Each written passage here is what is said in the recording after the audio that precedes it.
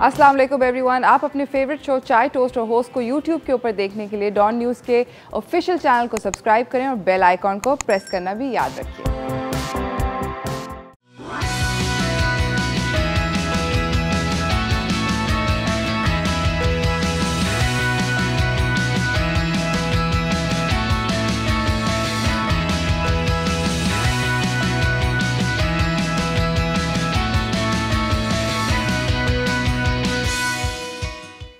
सलाम Pakistan, welcome to चाय toast और होस्ट। आई होप आप लोगों की सुबह जो है वो मेरे से बेहतर जा रही है। मेरी सुबह एक्चुअली इसलिए बुरी नहीं जा रही बिकॉज मुझे उठने में दिक्कत हुई है, इस तरह का कोई भी इशू हुआ। एक्चुअली मैं आप लोगों से डिस्कस करना चाहती हूँ, कल मैं गई डांस क्लास के ऊपर और डांस क्लास मैंने सोचा कि इट बी फन। आपको सोच के ऐसा नहीं लगता कि कोई बड़ी खौफनाक वर्जिश की एक्सरसाइज की क्लास हो जाएगी, मगर एक्चुअली ऐसा ही हुआ और काफ़ी ज़बरदस्त किस्म की मुश्किल डांस क्लास थी। और उसके बाद मुझे बहुत ज़्यादा अप्रिसिएशन आई दिल के अंदर उन सब लोगों के लिए, एक्टर्स और जो लोग उस इंडस्ट्री से हैं, जो लोग डांस करते हैं for work. It's a lot of hard work. मतलब मेरी टांगों के अंदर खलियाँ पड़ चुकी हैं, कमर के अंदर दर्द हो रहा है। और मेरे जो डांस इंस्ट्रक्टर थे वो भी बहुत फ़न थे, मगर वो बहुत ज़्यादा तो नहीं, मगर वो इनकरेज कर रहे थे, लेट्स से इंकरेज कर रहे थे for the lack of a better word, कि चलें, ब्रेक नहीं। और मैं उस तरह वहाँ पे ज़बान बाहर निकली हुई और मैं बेहोश हो रही थी and I was like, oh my God, अब कैसे और थोड़ा सा भी और कुछ करूँ। तो इस तरह की कुछ डांस क्लास गुजरी और मैं सिर्फ अकेली नहीं थी, उन सफ़रर्स के अंदर बहुत सारे और भी लोग थे, काफ़ी इंटरेस्टिंग लोग थे, मगर मैं कुछ नाम नहीं ले सकती। तो एनीवेज़ हम लोगों ने डांस क्लास करी और डांस क्लास के अंदर काफ़ी सक्सेसफुल रही।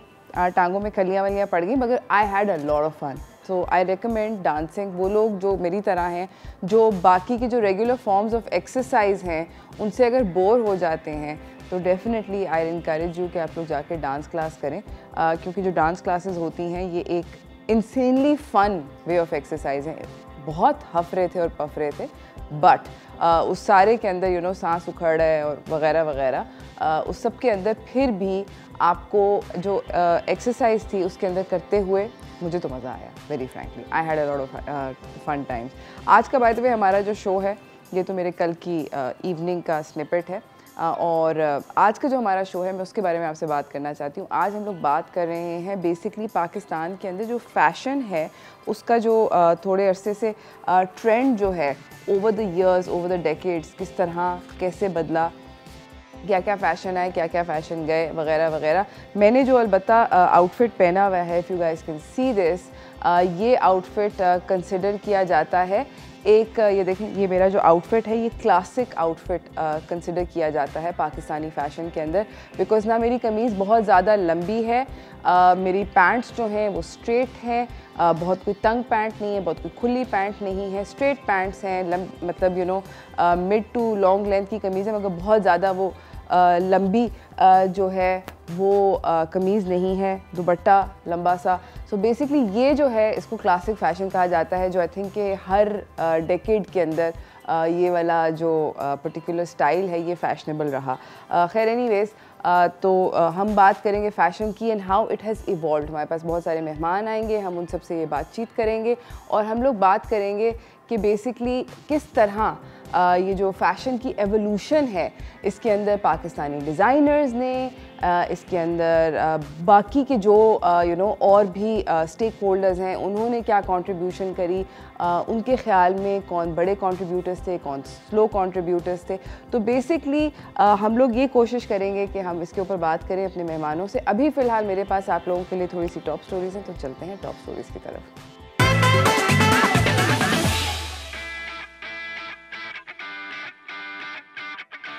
सो मैं आप लोगों को बताना चाहती हूँ, मेरी जो आज की पहली ख़बर है वो ये है कि गवर्नमेंट ने बच्चों के लिए, टीनेजर्स के लिए कोविड की वैक्सीनेशन जो है वो ऑफिशियली लॉन्च कर दी है।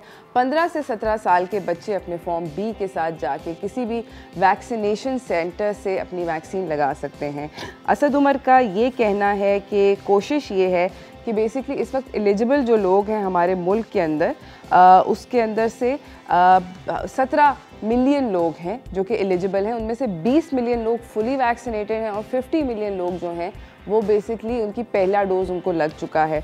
तो कोशिश ये है कि हम लोग अपने आप को जल्दी जल्दी वैक्सीनेट करवाएं। मैं हर रोज़ ये बात बोलती हूँ कि अगर आप अभी तक वैक्सीनेट नहीं हुए तो प्लीज़ जाके अपने आप को वैक्सीनेट करवाएं। ये आपके लिए अच्छा है, आपके इर्द गिर्द के, आपकी फैमिली के लिए अच्छा है, आपके मुल्क के लिए अच्छा है।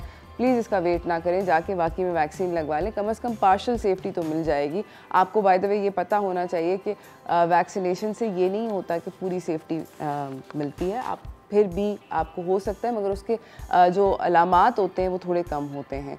तो उन अलामात से बचने के लिए, कोविड के अलामात से बचने के लिए अपने आप को प्लीज़ जाके वैक्सीनेट करवाएं। जो 15 से 18 साल के बच्चे हैं वो भी अपने आप को वैक्सीनेट करवाएं, क्योंकि अगली जो खबर आएगी जो कि काइंड ऑफ उसकी उन्होंने पेशेंट गोई दे दी है, वो ये है कि वो बच्चे जो कि 15 to 18 ईयर्स की एज में हैं, उन लोगों के अभी एग्ज़ाम्स होने हैं और उन बच्चों को जिनको वैक्सीनेशन नहीं लगी हुई उनको एग्ज़ाम के पर्चे में नहीं बैठने दिया जाएगा। So please make sure that ऐसा ना हो आपके बच्चों के साथ, फिर तब दोबारा एक तकलीफ़ का सिलसिला शुरू होगा। इसी के साथ मैं आप लोगों को अपनी अगली खबर की तरफ लेकर जाना चाहती हूँ, जो कि अगेन हमारी हुकूमत की तरफ से है, बट अगेन एक ऐसा सब्जेक्ट है जिसके ऊपर बात करना बहुत ज़्यादा ज़रूरी है। प्रेसिडेंट आरिफ अलवी ने अपने ट्विटर के ऊपर एक वीडियो शेयर करी। ये ब्राउन लिफाफा कैंपेन है, फैमिली प्लानिंग की कैंपेन है। हम लोग इसके ऊपर शो भी कर चुके हैं, हमारे पास मेहमान भी आई थी, इसी कैंपेन से मुतल्लिक हम बात कर चुके हैं। मगर बेसिकली उनका भी ये कहना है, I agree with him on this particular subject wholeheartedly, कि हम लोगों को फैमिली प्रैक्टिस प्लान करनी चाहिए। हम लोगों के साथ बहुत सारी इस तरह की सब्जेक्ट्स के ऊपर, मौज़ूओं के ऊपर हम बात नहीं करते, और क्योंकि इसके ऊपर बात नहीं करते तो अच्छी हेल्थ, ख़वातीन की अच्छी हेल्थ, बच्चों की अच्छी health, generally overall family health जो है वो साइड पे चली जाती है। अगर आपके पास बहुत ज़्यादा बच्चे होंगे, ये एक नॉर्मल सी बात है, ये सोचने की बात है, जहाँ पर जिन फैमिलीज़ में बच्चों की तादाद ज़्यादा होती है, उनमें से आप किसी भी एक बच्चे को ठीक से फोकस नहीं कर सकते, उसको ठीक से टाइम नहीं दे सकते। ख़ातून जो माँ होती है उसकी भी जो हेल्थ होती है वो भी बहुत ज़्यादा सफ़र करती है। तो इसके बारे में कॉन्वर्सेशंस करनी चाहिए। प्रेसिडेंट साहब का ये कहना था कि नेशनल जो हेल्थ होती है, मुल्क की जो हेल्थ होती है, उसका बहुत डीप कनेक्शन है माँ और बच्चों से, और वो ये कह रहे हैं कि हमें उन चीज़ों को प्रायोरिटी देनी चाहिए जो कि ज़रूरी हैं, जिस तरह के फैमिली प्लानिंग। इसको आप इग्नोर ना करें। अपने बच्चों की तादाद को हम लोग एक बहुत तेज़ी से हमारे मुल्क में पॉपुलेशन ग्रो हो रही है, तो उसके बारे में सोचें। और ये एक ऐसा प्रॉब्लम है कि इसके ऊपर आप ये कैंपेन ज़रूर देखें, इसके ऊपर बातचीत करें, अपने घर के अंदर इस बातचीत को आम करें, ताकि हम लोग इस तरह की चीज़ों से झिझकें ना। इसी के साथ मैं आपको अपनी अगली खबर की तरफ लेकर जाना चाहती हूँ, जिसको सुन के कराची वालों के दिल के अंदर लड्डू फूटेंगे, और वो ये हैं कि इलेक्ट्रिक, जो कि कराची के बिजली के प्रोवाइडर हैं, उन्होंने एक 24/7 WhatsApp service residential commercial customers के लिए शहर में और उसके इर्द गिर्द के इलाकों में कर दी है। इसके अंदर आप अपनी जो भी कंप्लेंट्स हैं, जो कि आपकी अगर टेक्निकल कंप्लेंट्स हैं, कोई बिलिंग की कंप्लेंट्स हैं, या आपको कोई डुप्लिकेट बिल चाहिए, या आपको कोई अपने डुप्लिकेट बिल चाहिए इनकम टैक्स के लिए, अपनी फॉर्म चाहिए नई कनेक्शन का, ये सब कुछ आपको इस व्हाट्सएप सर्विस के ज़रिए मिल सकता है। ये कहा उन्होंने क्योंकि उन्होंने रियलाइज़ किया कि जब हम लोग फ़ोन कर रहे होते हैं और वो फ़ोन नहीं उठाते और बिजली गई होती है और हमें नहीं पता होता, तो काफ़ी ज़्यादा गुस्सा आता है कस्टमर्स को। तो आई थिंक उन्होंने इस बात को रियलाइज़ किया। उन्होंने कहा कि वो ऑल्टरनेट ढूंढ रहे हैं बहुत तरह के सोर्सेज कि कस्टमर्स जो हैं उनका ओवरऑल एक्सपीरियंस के इलेक्ट्रिक के साथ बेहतर हो। तो मैं तो आज जाके दोस्त ऐसे ही व्हाट्सएप मारूंगी, तो आप भी मारिएगा, देखते हैं कि ये सर्विस कैसी है। I think we should all try it. इसको आप, इसका नंबर मैं आप लोगों को बताती जाती हूँ, ये है 0348 00001118। आप इसके साथ अगर आप ये नंबर ऐड करें अपने बिल उसके अंदर, तो आप अपने कॉन्वर्सेशन स्टार्ट कर सकते हैं कि इलेक्ट्रिक के साथ। इसी के साथ नाज़रीन मैं जा रही हूँ एक छोटी सी ब्रेक की तरफ। ब्रेक से वापस आऊँगी, आपको अपने अगले मेहमान से मिलाऊँगी। बातचीत हो रही है फ़ैशन के बारे में, और फ़ैशन की जो एवोल्यूशन हुई है, जिस तरह तब्दील हुआ है ओवर द डेकेड्स, यानी कि मम्मियाँ और अब हम लोग, और फिर अब आगे हमारे बच्चे। तो लेट्स सी कि फ़ैशन की क्या एवोल्यूशन हुई है, ये सब कॉन्वर्सेशन करेंगे हम इस छोटी सी ब्रेक के बाद। तो कहीं ना जाइएगा, देखते रहिए चाय टोस्ट और होस्ट।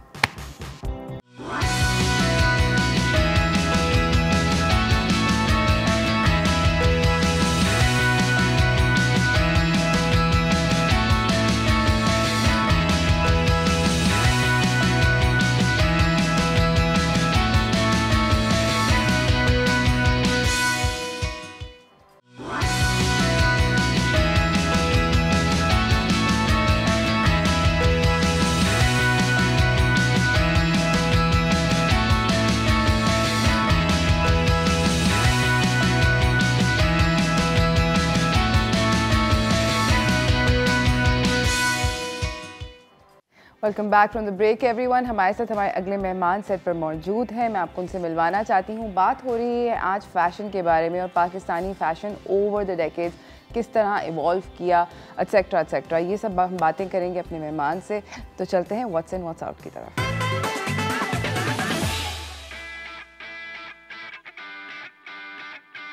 हमारे साथ मौजूद हैं Munaf Mansoor Ali, CEO of revamp by Munaf Ali. कैसे हैं आप? अल्लाह का शुक्र है। आप ठीक ठाक हैं? अल्हम्दुलिल्लाह। We meeting after a few years. Yes, couple of years, yeah. चंद सालों बाद बात हुई है। मगर मुझे ये बताएं कि Munaf, how did you fall into fashion and how did you realize that fashion was where you wanted to be? I was born in fashion actually. You know, it was in my blood, and I had a lot of style since I was young. अच्छा. Wanted to be different from others, trying out different things, carrying it out well. And ultimately, that was the thingy that, you know, I'll end up here in this field. So yeah, I pretty much knew about it. Okay, I'm going to land in fashion one day. अच्छा. So इस तरह मतलब आपको लगा कि yeah, I was very creative child. That creative germ होता है ना बच्चे में. हाँ. I had that. अच्छा, मुझे ये बताएं कि आप ग्रोइंग अप, आप कौन से ज़माने में when you were growing up, तो उस वक्त क्या फैशन में था? 60s, 70s was the best era. So that was the time I was growing up. And then fashion evolved. But I think fashion always repeats, you know. जैसे अभी 60s, 70s फिर repeat हो रहा है. बिल्कुल हो रहा है. You know, तो it repeats and you know, I think with a touch of class and with a bit of modernization. But what I think is comfortability is very, very important. You don't have to copy fashion because it's fashion. No. You have to be very comfortable because if you won't be comfortable, you won't be carrying it well. Absolutely. अच्छा, मुझे ये बताएं कि उस time पर 60s, 70s का आपने era mention किया. If you had to take एक piece of clothing, मतलब एक particular type of fashion जो कि आपको बहुत पसंद था उस टाइम पर, you may not like it anymore, but what fascinated you and what you really, really wanted to do back? The bold prints. The big prints. Bold prints, polka dots. But I'm a big fan of paisleys.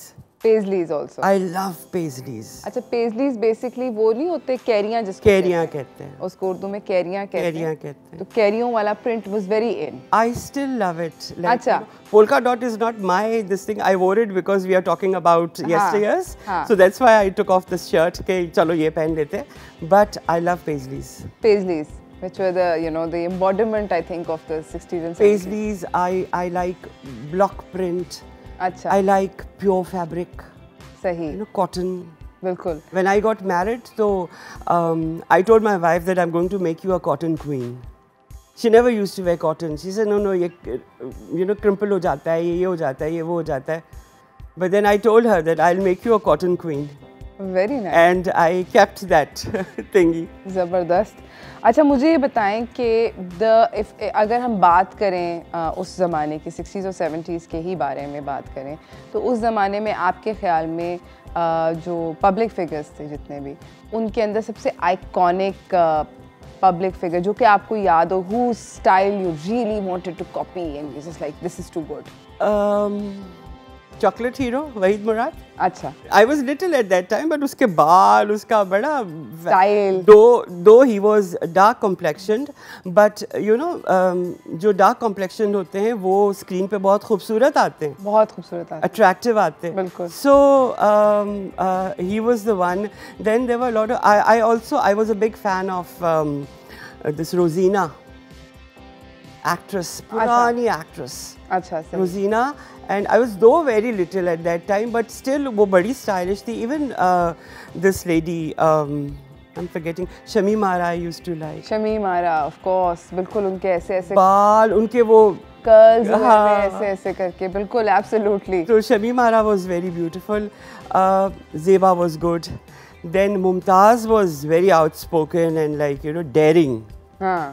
She was yesteryear's actress. So yeah, they inspired me a lot. And you know, you found their fashion. One more woman. I was recalling her yesterday, Husna, that dancer. Oof, she was so stylish. Husna was the woman who used to do cabaret and all these things. Yeah, like they had this woman in India. क्या नाम है उसका वो जो dance? Helen का जवाब थी ये. अच्छा. It was that beautiful and that graceful. हाँ. But she left industry very early. अच्छा अच्छा, वो चली गई. अच्छा, मुझे ये बताएं कि आपके ख्याल में हमारे मुल्क में जो सबसे ज़्यादा कॉमन मिस्टेक्स हैं जो कि ख़वातीन करती हैं, ख़वातीन के बारे में, let's be specific right now, आपके ख्याल में सबसे ज़्यादा कॉमन मिस्टेक्स इन फैशन क्या सबसे ज़्यादा भंड होते हैं? Blindly follow the fashion. मैं एक छोटी सी मिसाल आपको बताता हूँ कि लाइक अगर शॉर्ट शर्ट्स हैं तो आप अपना फिगर देख के शॉर्ट शर्ट पहने. इट्स नॉट इम्पॉर्टेंट आप मिड लेंथ चली जाएं, डोंट गो दैट शॉर्ट, जो बुरा लगे. So you're spending a lot of money also in it, and then again the results are not good. Not flattering you. Yeah, exactly. जब अच्छे ना लगे तो क्या फ़ायदा? तो don't follow fashion blindly. हमारे यहाँ यही होता है. Some colors also don't go with your personality, does not go with your complexion. You can carry them. So it's always good to do your homework first or consult a designer. That's where a designer comes in. Because वो अगर आपको नहीं है तो आप थोड़े से पैसे खर्च लें और आप अपने डिज़ाइनर से पूछ लें कि मैं क्या पहनूं, मुझे यहाँ जाना है वहाँ जाना है या एवरी डे ऑल्सो. एब्सोल्युटली. नाज़रीन, हम जा रहे हैं एक छोटी सी ब्रेक की तरफ. ब्रेक से वापस आएंगे, गुफ्तगू को जारी रखेंगे, कहीं ना जाइएगा, देखते रहिए चाय टोस्टर होस्ट.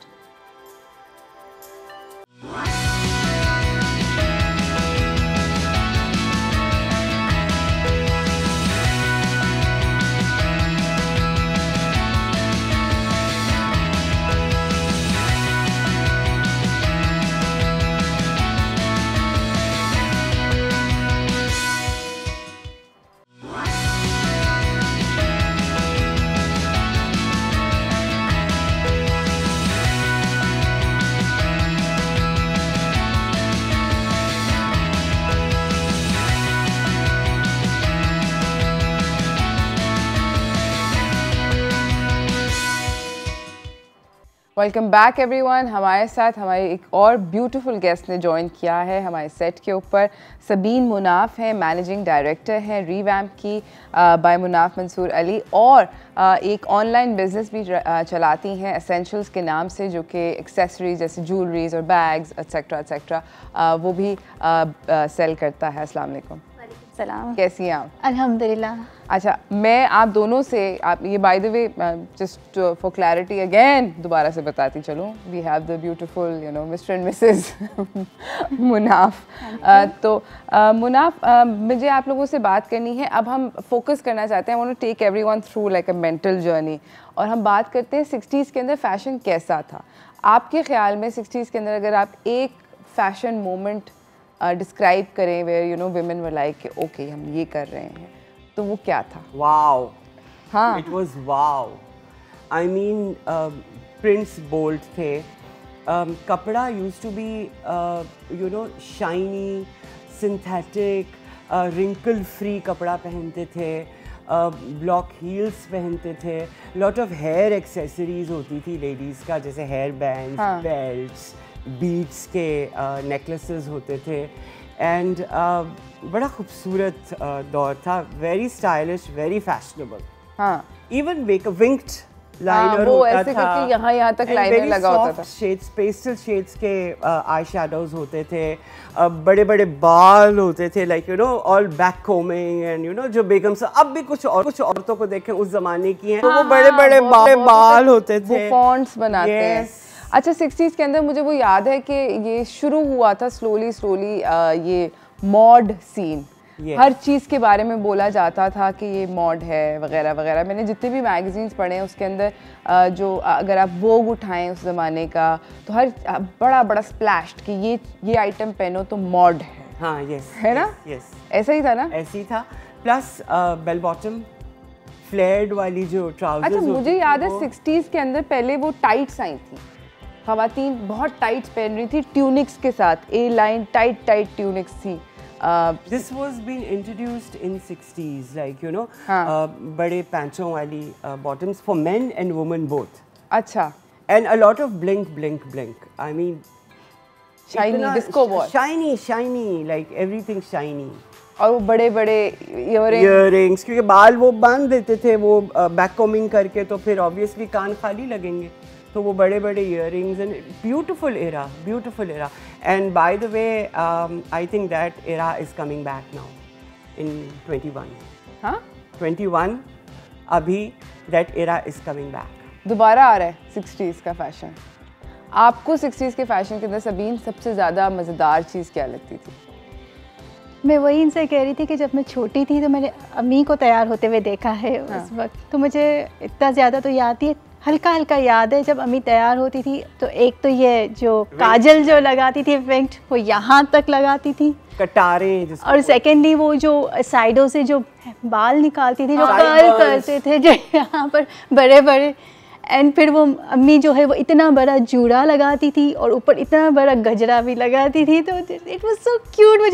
मुझे इतनी अच्छी लगती थी उस वक्त अम्मी. I can imagine. तो ये उस वक्त ये मुझे बहुत अच्छा फैसिनेट करता था कि यहाँ तक काजल लगा हुआ है और यू नो वो बड़ा बड़ा, और स्पेशली वो जो जूड़ा और उसके ऊपर वो जो रेड कलर के फ्लावर्स और ये जो लगाती थी, तो it was so good. Accessories भी बहुत उस वक्त थी ना, हेयर बैंड्स, ये हाँ, तो वो इवन छोटे छोटे मोटिव्स आते थे जो बालों में डलते थे.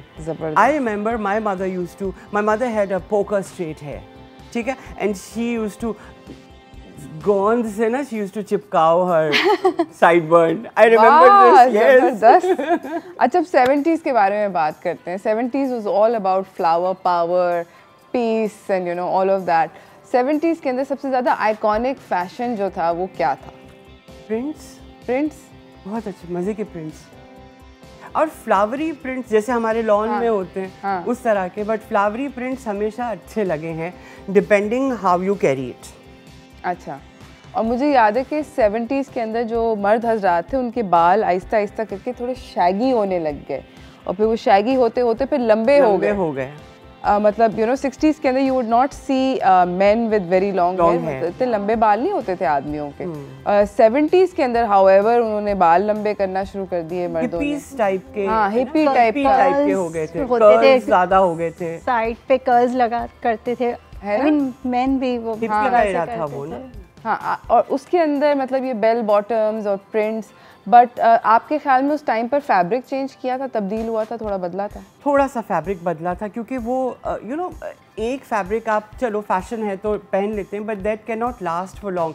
I think pure is the medium which will last forever and ever and ever. The medium I love to work is chiffon. I love this fabric. Okay. Not even silk, chiffon. I love chiffon fabric. I mean आपकी body पे बैठता है वो, बिल्कुल, तो वो बिल्कुल आपको यू नो नहीं लगता, चाहे उसको आप फिर ऐसा कट लें कि वो आपका यू नो अगर आप पतली हैं तो वो आपका कॉम्प्लीमेंट करे आपके फिगर को, और अगर आप मोटी हैं तो भी आपको कॉम्प्लीमेंट करे. ज़बरदस्त बात है. शिफॉन, इसके ऊपर हम थोड़ी सी और बात करेंगे हम लोग, मगर छोटी सी ब्रेक के बाद कहीं ना जाइएगा, देखते रहिए चाय टोस्टर होस्ट.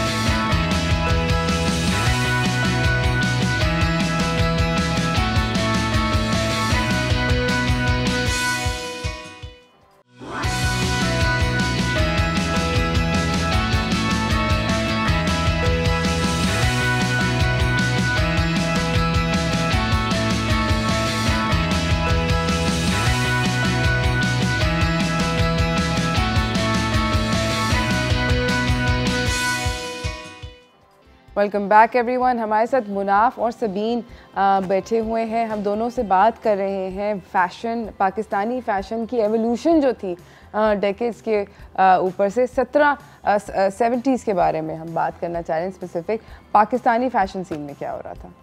टीजेस हो रहा था. हाँ, बहुत सारा टीजेस हो रहा था. टीजेस ने पूरी फैशन को होल्ड कर रखा था. उनके कपड़े प्लेस में पहने जाते थे, उनके मैंने खुद ने पहने उनके कपड़े, to be very honest. And वो जो यू नो कलर का स्प्लैश उन्होंने जो ऐड किया था, that was wonderful. That was like a fresh breath of air.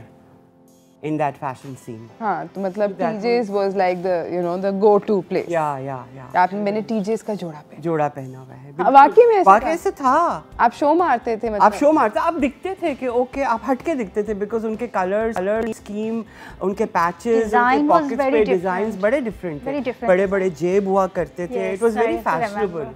Cuts बड़े अच्छे होते थे उनके। अच्छा, राउंड में होता था, या दामन वाज लाइक राउंड में होते थे, एंड बटन्स होते थे, जेब होते थे, कॉलर्स होते थे वुमेन के ड्रेस में, तो बड़े खूबसूरत लगते थे, डिफरेंट थे ना। It was a turning point, या turning point for fashion. Plus आप जो थोड़ा सा डिफरेंट करोगे ना तो वो लोग पसंद करते हैं। ऑफ कोर्स, डेफिनेटली ये चलता है। Of course. अच्छा, प्लेस के भी आपने जिक्र किया कि बहुत सारे प्लेस के अंदर फैशन जो होता था वो वहाँ पे डेब्यू करता था, सो टू स्पीक। मैंने ये सुना है कि 70s के अंदर माहीन का बिजनेस भी, in fact we interviewed Maheen Khan and she was also saying कि 70s के अंदर उनके बिजनेस को एक्चुअल जो रियल जो पुश था, it came during that era. Do you agree? Yes, I do agree. हाँ, माहीन और Tanveer Jamshed has been an icon.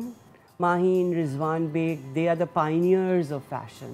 हाँ, तो इनका काम अब भी आप देखें, उनकी detailing, Maheen more for her cuts, her modern cuts, and Rizwan for his work. या जो वो शोज में और रैंप में दिखाते हैं, even Deepak Perwani, there are a lot of people who do very good work. अच्छा With prints, with calm, with their cuts. अच्छा, अब हम लोग जाते हैं 1970s के लिबरल किस्म का फैशन सीन है, लोग एक्सपेरिमेंट कर रहे हैं, हर तरह का कपड़े पहन रहे हैं, लंबे लंबे बाल हैं आदमियों के, हिपी किस्म का सीन चल रहा है, और boom cut to the 80s। और 80s के अंदर पाकिस्तान में मार्शल लॉ लग जाता है और सब कुछ कट हो जाता है। 80s में क्या हुआ? ख़त्म, फैशन सीन तो बैंड ही हो गया था ना। आई रिमेंबर इवन PTV पे भी बैंड लग गया था। लाइक वो चीज़ें जो ये करते थे, एक there was this lady, I really don't know, बड़े उमराव जान और ये और वो प्लेज उससे पहले चल रहे थे। जैसे ये चीज़ आई, सब कुछ ख़त्म हो गया। कितने फैशन के टूर्स हुआ करते थे। हाँ, हमारा फैशन इतना आगे जा रहा था और मार्शल लॉ की वजह से सब कुछ ख़त्म हो गया। ओके। और हालांकि 80s का मुझे जो ज़माना मुझे याद है, इन द वेस्ट एटलीस्ट, बड़ा ज़बरदस्त किस्म का फ़ैशन था, कलरफुल, पॉपी, और शोल्डर पैड्स थे ख़वातीन के कपड़ों के अंदर, ब्राइट कलर्स थे, वो ब्लेजर्स होते थे जो लड़कों ने यहाँ पे ऐसे चढ़ाए होते थे, उसकी है ना, हाँ, उसकी स्लीव चढ़ाए होते थे।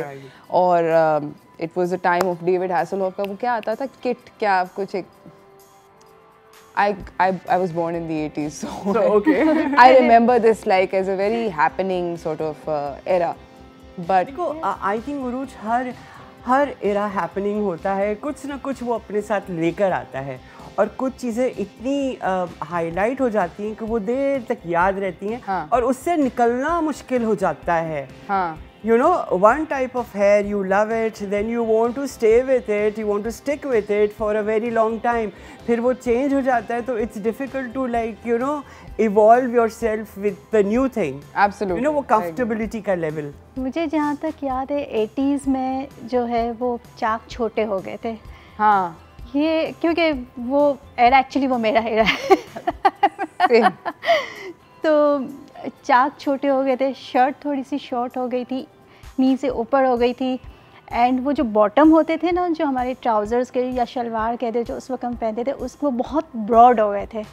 बॉटम इतने ज़्यादा ब्रॉड हो गए थे, एंड प्लीट्स बहुत ज़्यादा आई थी उसमें। हाँ, Puff sleeves and puff sleeves, ये सारी प्लीट्स चीज़ें। बहुत ज़्यादा, शोल्डर पैड्स बहुत ज़्यादा, क्योंकि मेरे पास इस तरह से ड्रेसेस बनते थे, तो इसलिए मुझे याद है। और बहुत अच्छी बात कि शर्ट शॉर्ट है तो पैंचे बड़े हैं, तो इट बैलेंस योर ड्रेस। हाँ, आप सोचो शर्ट भी शॉर्ट है तो पैंचे भी निके निके हैं, बहुत ज़्यादा बड़े होते तो थे उस फिर वक्त, तो वो काफ़ी बड़े अजीब लगता है ना देखने में, विजुअल वो अच्छा नहीं लगता है। अच्छा, 80s के अंदर बहुत सारे फैशन आइकॉन्स भी थे पाकिस्तान में, नाजिया हसन, ज़ुहेब हसन, उनका बहुत इमर्जिंग सीन था, उनके गाने लोग देखते थे, गाते थे। Benazir Bhutto with her iconic fashion, नूर जहाँ, Nur Jahan has been hot favorite. हाँ वो तो मतलब डेकेड से वो कर रही क्या वो खातून थी, वो क्या ज्वेलरी उनकी, उनके इंटरव्यूज भी बड़े मजे के होते थे. ऐसे ही है और वो बड़ी बातें कह जाती थी ऐसे ही मतलब. हाँ हाँ. I spoke to her daughter quite recently, वो भी आई थी हमारे शो पे. खैर ये बातचीत हम जारी रखेंगे, कहीं ना जाइएगा, देखते रहिए चाय टोस्टर होस्ट.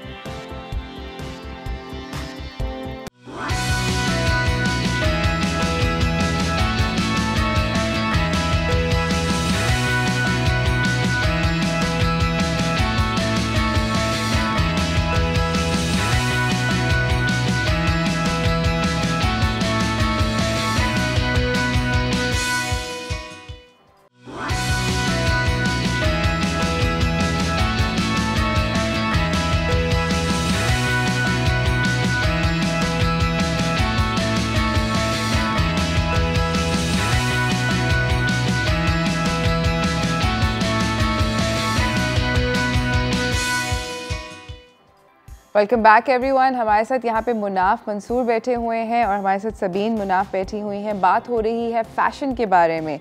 हम लोग बात ही करेंगे. अब हम 80s के बारे में बात कर रहे थे कि पाकिस्तान में पहले तो सबको झटका लगा, वो जो लिबरल फैशन था 70s का वो गया, बट साइमल्टेनियसली वेस्ट के अंदर इतनी ज़्यादा धमाके फूट रहे थे in terms of Madonna, Michael Jackson और टॉम क्रूज एंड डेविड हैसलहॉफ और वो शोज़ वगैरह, उसका थोड़ा सा तो ब्लीड ओवर होना था ना.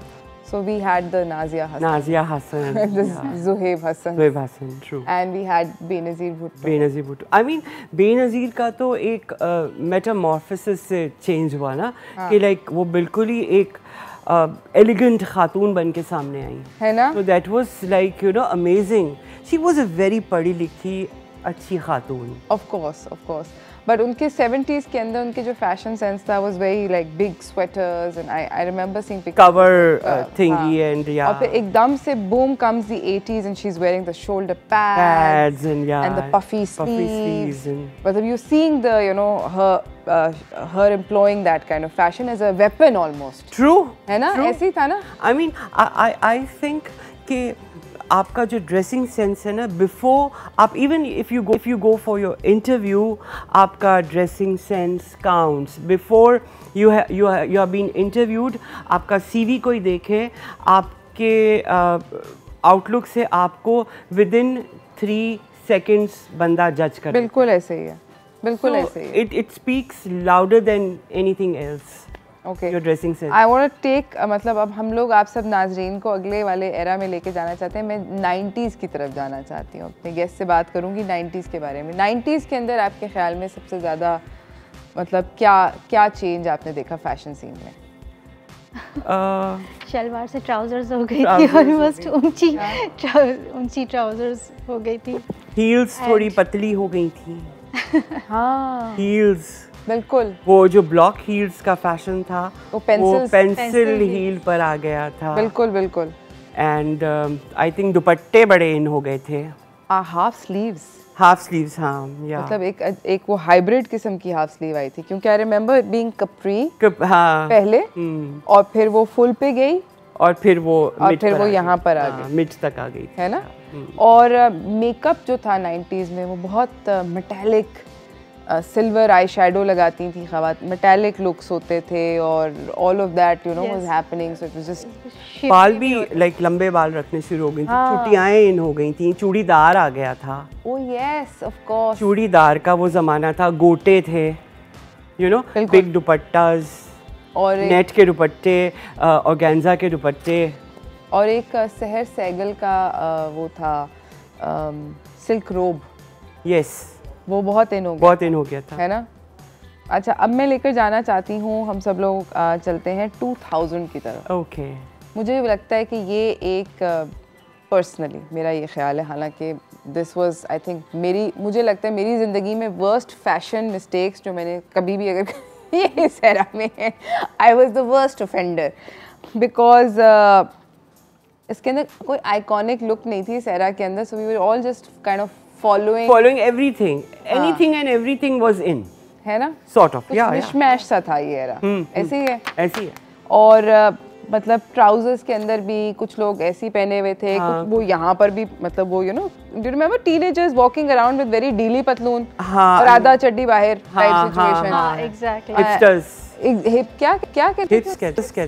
हाँ मतलब बहुत नीचे बांधते थे। It was all over the place. हाँ या इसके अंदर पाकिस्तानी फैशन सीन के अंदर कोई 2000s में कौन डिजाइनर याद है जो इमर्ज किए और आपने कहा ओके ये टैलेंट है? पर्टिकुलरली तो नहीं मुझे याद है, लेकिन काफ़ी सारे थे लाइक 2000 में।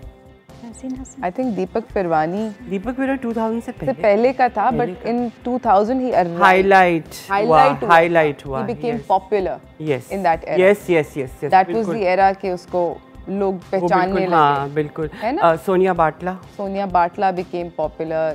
नादिया मिस्त्री became very popular in the 2000s. yes. Tazeen Hasan बहुत पहले से करती आ रही थी, लेकिन होते फिर 2000 में ये बहुत पीक पर गई और बहुत अच्छा फैशन के कपड़े हसीन होते थे।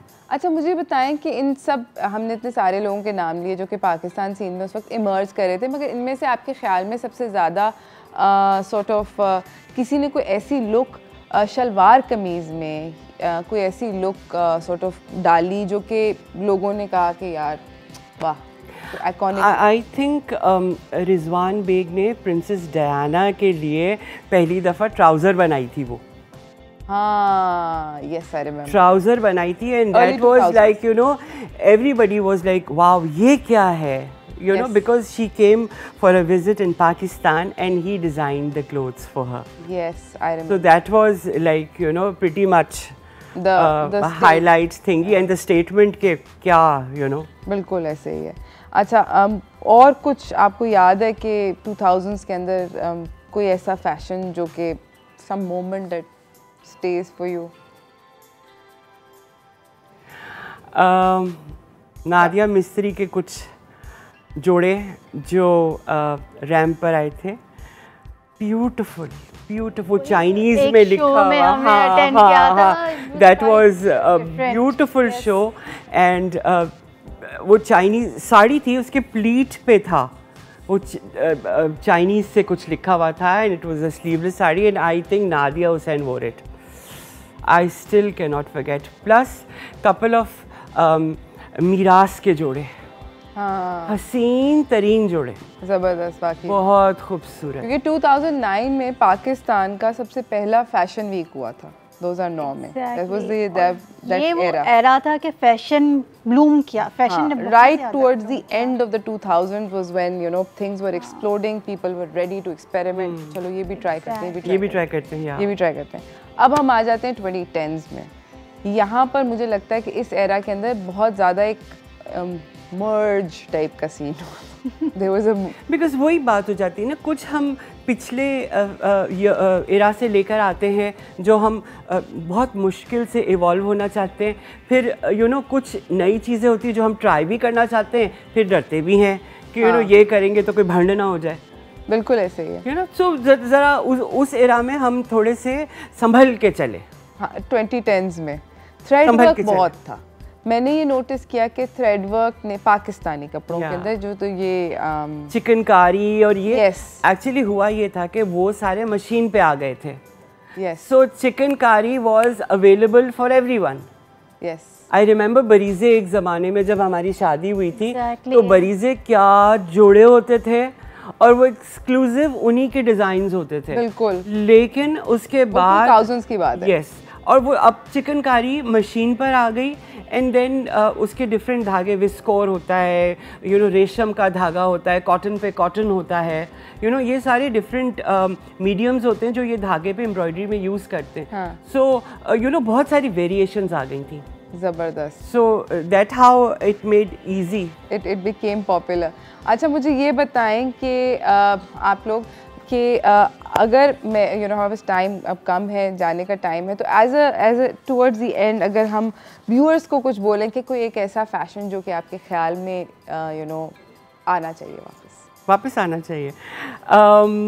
See, I like that Eastern traditional kapde, chudidar and all that. Peshwas.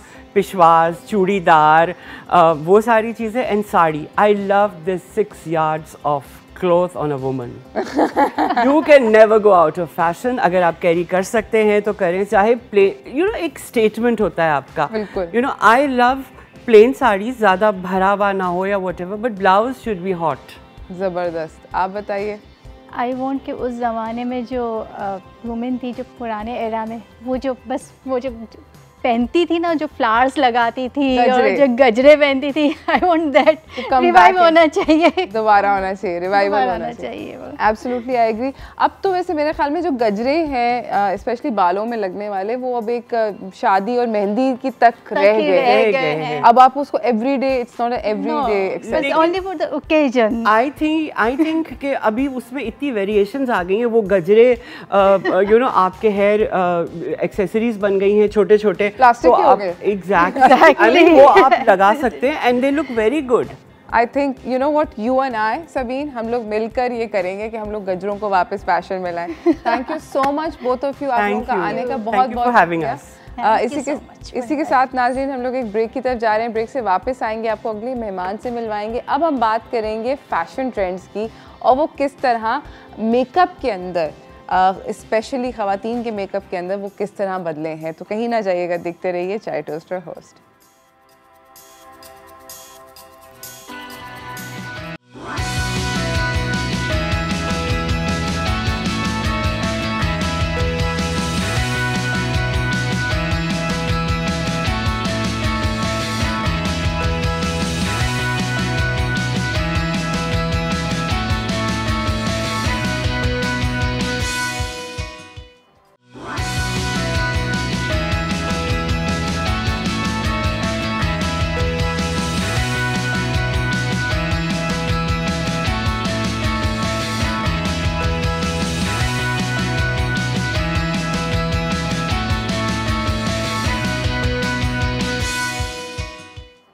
Welcome back everyone. हमारे साथ हमारी अगली मेहमान सेट पर मौजूद हैं. इनके साथ पहले काम तो हो चुका है, मगर रिसेंटली अब कुछ फैमिली टाइप का मामला हो गया है. हमारे साथ हैं आलिया टीपू, जो कि सेलिब्रिटी मेकअप आर्टिस्ट हैं, क्रिएटिव डायरेक्टर हैं at the Aliya Tipu salon. अस्सलाम वालेकुम. वालेकुम. कैसी हैं आप? I am good. अब हम अपने खानदान वालों को जल्दी से मास्टर कैमरा में अस्सलाम वालेकुम कह देते हैं, वरना हमें डंडे पड़ेंगे. अस्सलाम वालेकुम everyone. Good morning family. Family comes first, है ना? ऑलवेज. अच्छा आलिया, हम आपसे जो मेरा पहला सवाल है, हम लोग बात कर रहे हैं ऑब्वियसली मेकअप की और हेयर की, जो कि बदले ओवर द एराज. कितने सारे आए, डिफरेंट मेकअप हुए. 60s, 70s, 80s, 90s, 2000. मतलब अब अजीब डेड स्ट्रेट ऐसे कि आपके बाल बिल्कुल स्कैल्प से सीधे हो जाए. वो स्ट्रेटनिंग क्रीम है. पाकिस्तान में तो फैशन एक्सट्रीम पे चला जाता है. हाँ. कोई हॉलीवुड का फैशन नया निकलता है तो वो यहाँ पर आते आते एक्सट्रीम पे जा चुका होता है. कलरिंग स्टार्ट हुई है तो internationally I used to see amazing colours और ये वो.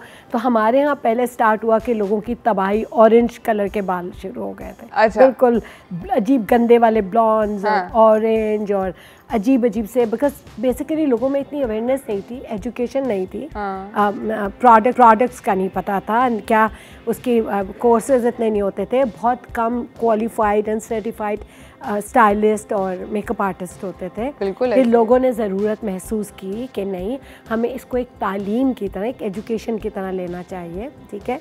और उसके लिए फिर जितने भी नॉन सैलून्स या जो भी अपकमिंग लोग थे एक ज़माने में, मुझे याद है, जिनका अभी भी बहुत नाम है. वो तो of course one of the pioneers, माशाल्लाह हमसे सीनियर्स हैं. लेकिन ये कि फिर उसके बाद फिर हम लोग भी आए. ठीक है. हमारे साथ की भी पूरे एक जनरेशन आई जो बहुत एनर्जेटिक थी और हम इन लोगों ने ऑफ कोर्स शुरू किया. मुसरत मिसबाह हैं और डिप्लेक्स और ये वो जितने अच्छे सैलॉन्स थे सबने शुरू किया।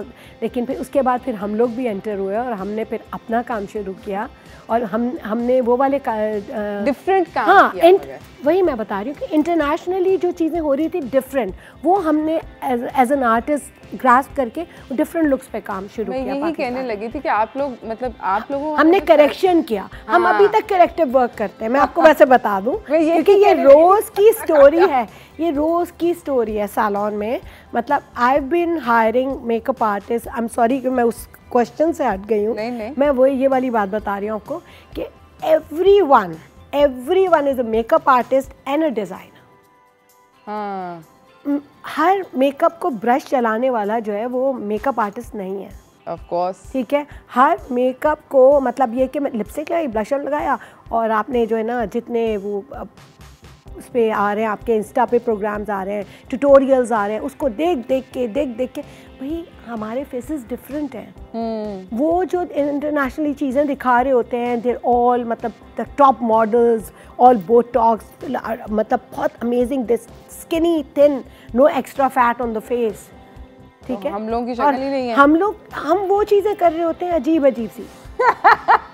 नहीं, मगर वैसे बाकी में मेकअप के अंदर बहुत ज़बरदस्त किस्म के बंड मैंने होते हुए देखे हैं और लोग बड़े कॉन्फिडेंटली वो बंड करके भी कहते कि बंड तो नहीं। नहीं एंड दे से कि नहीं, हम तो मेकअप आर्टिस्ट हैं, हमें तो मेकअप आता है।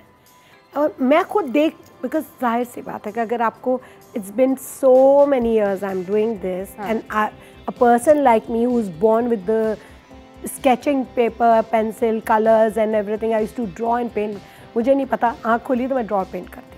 तो मतलब आपको जब आपको अंदर तक पता हो कि क्या किस तरह से, तो आपको कुछ हो रहा होता है कि नहीं, और वो बड़ा कॉन्फिडेंटली लोग कह रहे होते हैं कि नहीं हमें तो मेकअप आता है। सही। अच्छा, मुझे ये बताएं कि मैं बात करना चाहती हूँ आपसे 60s और 70s के एरा को जल्दी से टच अपॉन करते हैं। तो 70s के अंदर आपके ख्याल में, let's talk about makeup first, then will talk about hair. 60s के अंदर जो आइकॉनिक लुक्स होती थी, लाइनर्स और पूरे बड़े स्टैंड आउट होते हुए लाइनर्स होते, लाइनर यहाँ तक आया, यहाँ तक था। वो इतना अमेजिंग नीटली, स्पेशली जो मूवीज़ में और वो, लेकिन हम एक्चुअली हॉलीवुड को इंडियन मूवीज़ में कॉपी होता था, फिर वो यहाँ पाकिस्तान में होता था, तो वो यहाँ तक आते थे, पंजाबी मूवीज़ तक आते थे, कुछ और हो जाता। फैशन, क्योंकि फैशन हम वहाँ से शुरू करते हैं, हॉलीवुड से शुरू करते हैं, और जब वो जहाँ तक पहुँचता है उसकी शक्ल बिगड़ चुकी होती है। बट मैं ये नहीं कहूँगी, अब हम लोग बहुत बेहतर कर रहे हैं। हाँ, हमें मतलब बहुत वो नहीं, डिसहार्टेड नहीं होना चाहिए। 60s हाँ, लेकिन देखें जैसे 70s में बिल्कुल न्यूड लुक आ गई थी। हाँ, 70s में लोगों को फील हुआ कि बहुत, जो 60s में बहुत एकदम से शार्प वैसे लुक्स आ रहे थे, तो 70s में लोगों को लगा कि नहीं, सटल, ब्लेंडेड, उस तरह से। जी, 80s में फिर अगेन कलर्स आए। हम ये बात करेंगे 80s के बारे में और 70s के बारे में एक छोटी सी ब्रेक के बाद, कहीं ना जाइएगा, देखते रहिए चाय टोस्टर होस्ट।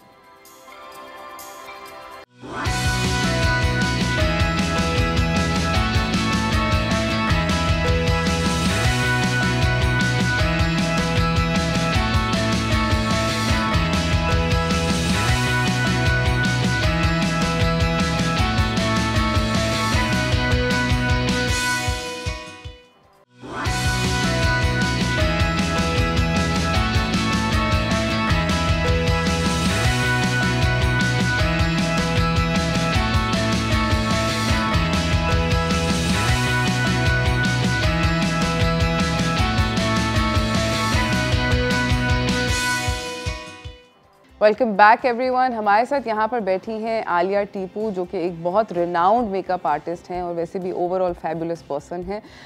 बात हो रही है makeup and hair both over time.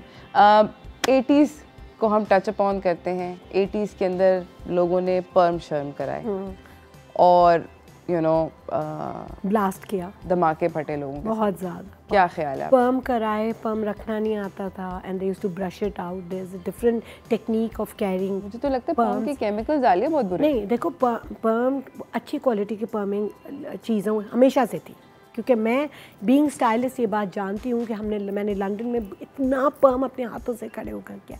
इतना क्या है, मगर वही बात है कि पर्म के प्रोडक्ट्स बहुत मैटर, अभी तक प्रोडक्ट हर चीज़ का मैटर करता है रूज, कि आप प्रोडक्ट क्या यूज़ कर रहे हैं।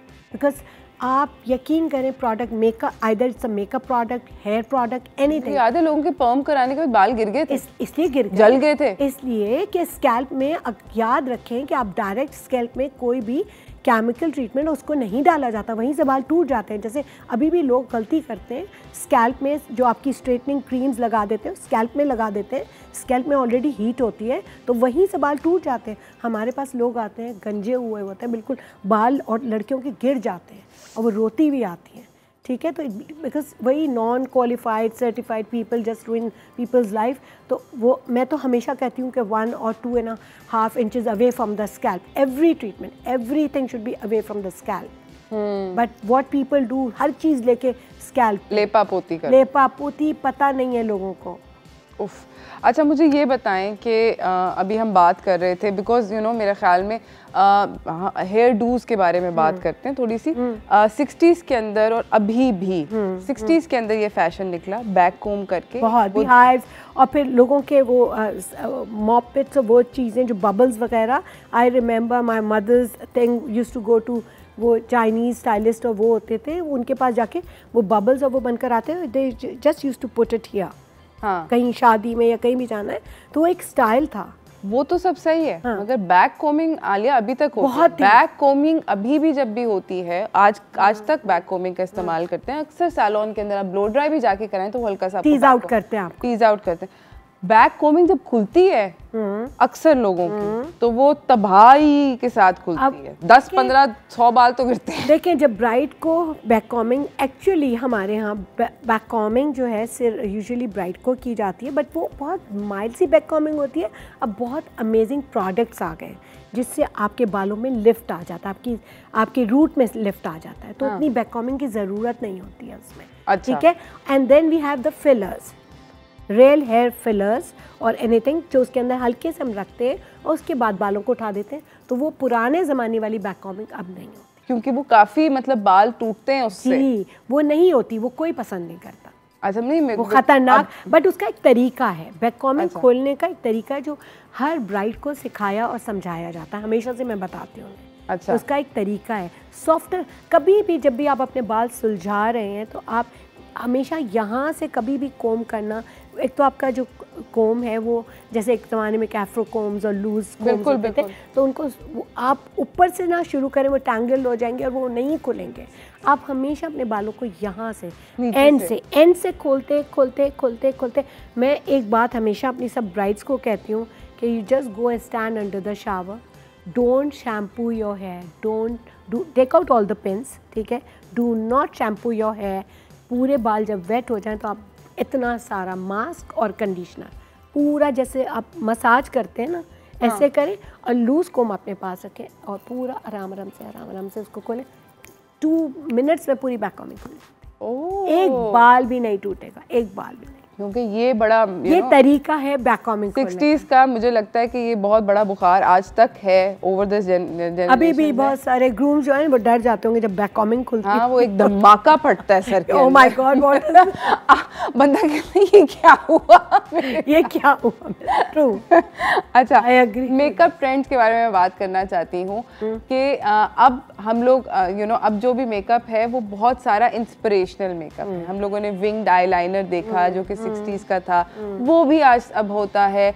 आजकल सब कुछ है, आजकल सब कुछ है, पूरा शिमर्स हैं, हाइलाइटर्स हैं और लिपस्टिक के 3D लिपस्टिक्स हैं और मैट लिपस्टिक्स हैं और ग्लॉसी लिपस्टिक्स हैं और डार्क आईज हैं और आपकी ओपन आई मेकअप्स हैं और शिमर इन द कॉर्नर्स हैं और आपका सब कुछ है। But you have to choose, और चूज़ करना ही तो लोगों को नहीं आता। चूज कैसे करेंगे, आपके को क्या सूट करेगा, कौन से एरा का मेकअप सूट करेगा, ये जानेंगे इस छोटी सी ब्रेक के बाद। कहीं ना जाइएगा, देखते रहिए चाय टोस्ट और होस्ट।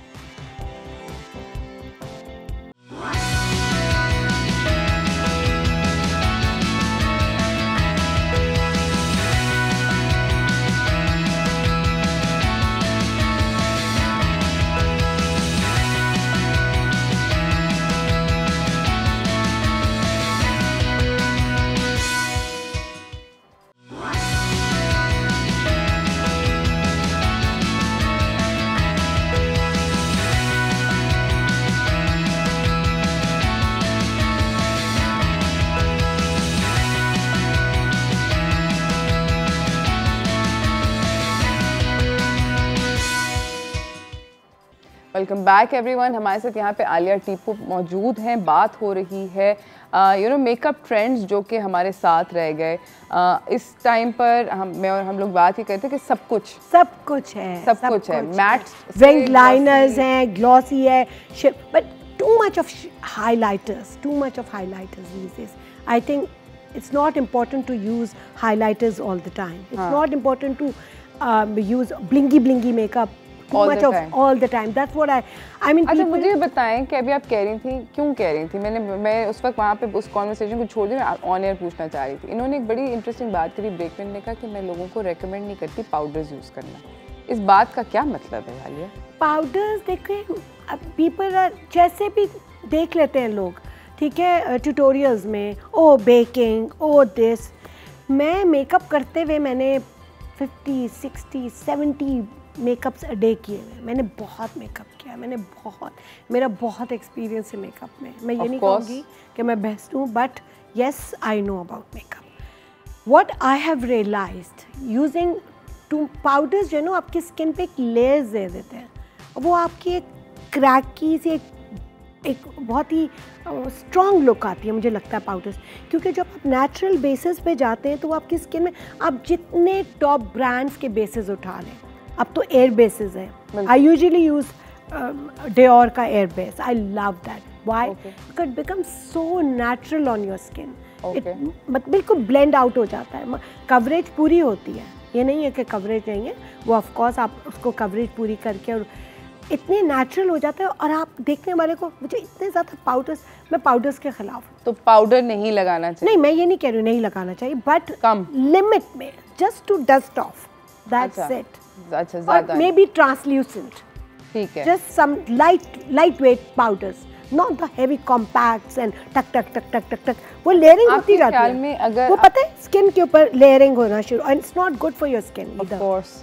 अच्छा, मुझे आलिया, बिकॉज़ हमारे पास टाइम का मुकाबला अब सख्त हो चुका है, एक चीज़ और मैं जो, आई am sorry I am interrupting you, बहुत इंपॉर्टेंट बात है जो मैं इंटरप्ट कर रही हूँ। बिल्कुल। सबसे इम्पॉर्टेंट चीज़, अगर आपकी स्किन सही है, स्किन अच्छी होगी तो मेकअप अच्छा लगेगा। Cleansing, morning and night cleansing, खाना छोड़ दें मगर क्लेंजिंग। मुझे सैलून है, बट ऐसा नहीं है कि मुझे कोई फेशियल्स हो, वो I do my cleansing morning and night my self. I don't leave my cleansing. I do my cleansing morning and night myself. अच्छा, that is so important until and unless my the vibe comes out clear. तब तक साफ करती हैं जब तक वो बिल्कुल साफ हो जाता है। और बिल्कुल, तो क्लेंजिंग तो पानी पिएं, cleansing, hydrate your skin, drink lot of water, ये सारी चीज़ें बहुत इंपॉर्टेंट है। और हर मेकअप की चीज़ आपके लिए नहीं होती है। यहाँ पर हम मुद्दे की बात पर आए। मैं चाहती हूँ कि thank you so much Alia आपका आने का, मगर जाने से पहले अगर आप एक 2-3 पीसेस ऑफ एडवाइस हमारे व्यूअर्स को देना चाहते हैं मेकअप के बारे में, हेयर के बारे में, प्लीज़। बिल्कुल। मेकअप और हेयर, देखिए मेकअप, अक्सर लोग आकर कहते हैं कि हमें ऐसा कलर कर दें और ऐसा मेकअप कर दें। Usually people bring the pictures of ये जो आपके गोरे लोगों के, उनके बाल डिफरेंट होते हैं, उनके टेक्सचर डिफरेंट होता है, वो डिफरेंट लोग हैं, वो डिफरेंट पहनते हैं, वो डिफरेंट उनका लाइफस्टाइल है, उनके स्किन टोन्स डिफरेंट है। तो उनके ऊपर नेचुरली एक ही लिपस्टिक मैं लगाऊंगी या रूज लगाएगी या कोई और लगाएगा, एक ही कलर, एक ही ब्रांड, सब पे डिफरेंट आएगा। It's the same way. हम आने के बाद नहीं, मुझे बिल्कुल ऐसा कलर, भाई आपने अपने बालों पर मेटालिक डाइज की हुई हैं, आपने अपने हशर बिगाड़ा हुआ है, फिर उसको प्री लाइटनिंग के हायर लेवल पे ले जाकर और फिर आप उसको रिक्वायर करें तो आपके बाल डैमेज हो जाते हैं। I mean you should understand, आपके बालों की हेल्थ भी इतनी इम्पॉर्टेंट है। You take care of your skin and hair. Absolutely, I agree with you. Thank you so much again, Alia. Pleasure is all mine. We'll call you again and we'll do demos or something so that Alia can put in practice what she has been telling us. ये ज़रूर करेंगे हम लोग। मगर फ़िलहाल मुझे और मेरी टीम को इजाज़त दीजिए। I hope you guys have a wonderful day. मैं ये ज़रूर एक बात कहना चाहती हूँ जो कि मुझे आलिया की बातों से भी और मुनाफ की बातों से भी और जनरली एक खुद की पर्सनल फीलिंग मेरी ये है कि फ़ैशन ज़रूर करना चाहिए, एब्सोल्युटली करना चाहिए, मगर प्लीज़ कभी भी वो फ़ैशन ना करें जो कि आपको अच्छा ना लग रहा हो खुद को। So I think what's really important is to remember कि हम लोग स्लेव नहीं बन सकते फ़ैशन के, बल्कि इनफैक्ट वो फ़ैशन करें जिसको पहन कर हमें ये लगे आप comfortable, yes we are comfortable, we have nailed this look. ज़रूरी कोई नहीं है कि उल्टा पुल्टा पहन के मतलब कि ये तो फैशन में है, तो ये ना करें। इसी के साथ मुझे मेरी टीम को इजाज़त दीजिए। कल मुलाकात होगी एक नए शो के साथ। अल्लाह हाफिज़, एंजॉय योर डे।